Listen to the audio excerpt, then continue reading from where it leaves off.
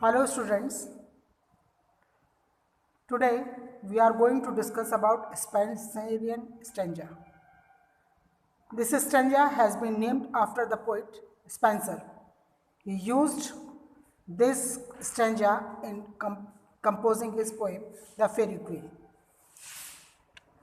ये जो Spenserian stanza है वो पोइट स्पेंसर के नाम पर है और उन्हें इसका यूज़ किया था अपनी पोएम द फेरी क्वीन में. It is a lovely stanza of 9 lines rhyming A B BC BC C.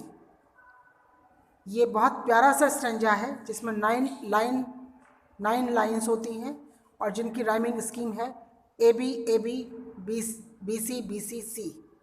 This stanza is fit for narrative poems.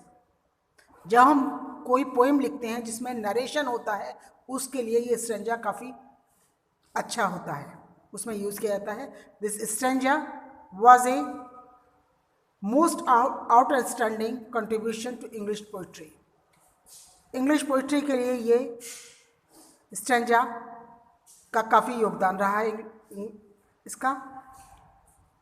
इसको अलग अलग पोइट्स ने अपने पोइम्स में यूज़ किया है. For example Tennyson, Shelley, Keats ने इसका यूज़ किया है. जॉन कीट्स ने Eve of Saint Agnes, the Revolt of Islam में इसका यूज़ किया है. पीवी शेले ने एडोनिस में किया है और टेनिसन ने लोटस ईटर्स ने किया है.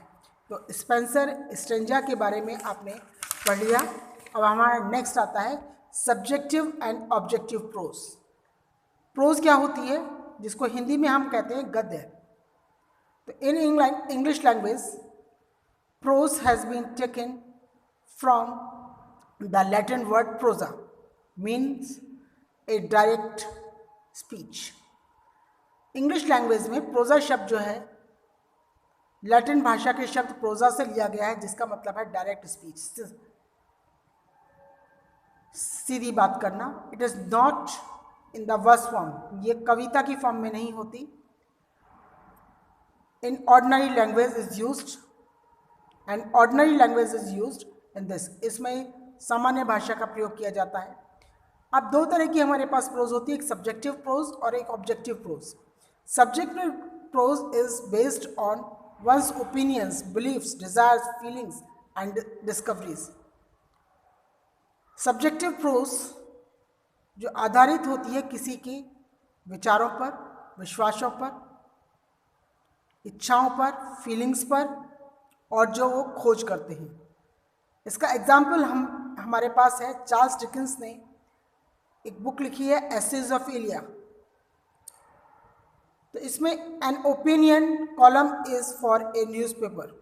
इसमें एक ओपिनियन होती है न्यूज़पेपर की तरह की कि लोग अपनी राय देते हैं. अखबारों में कई बार राय का कॉलम होता है तो वो भी इसी का एग्जाम्पल है. दूसरा है ऑब्जेक्टिव प्रोज.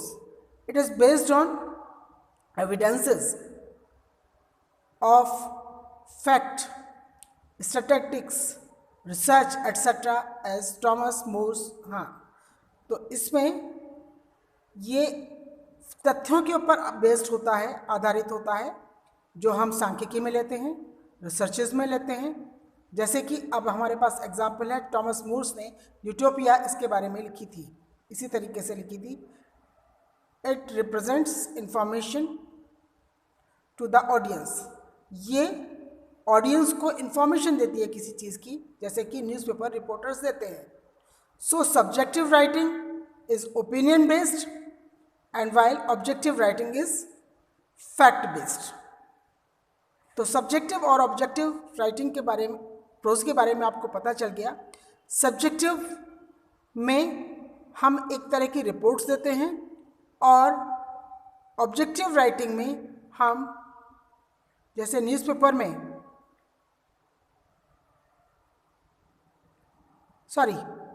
गलत बोल गई. सब्जेक्टिव पोइट्री में हम किसी की राय के बारे में बात करते हैं, विश्वासों के बारे में बात करते हैं, फीलिंग्स के बारे में बात करते हैं. जबकि ऑब्जेक्टिव पोइट्री में न्यूज़पेपर में जो फैक्ट्स दिए जाते हैं, इंफॉर्मेशन दी जाती है, स्टेट्स के आधारित पर इसकी बात की जाती है. Thank you. Have a nice day.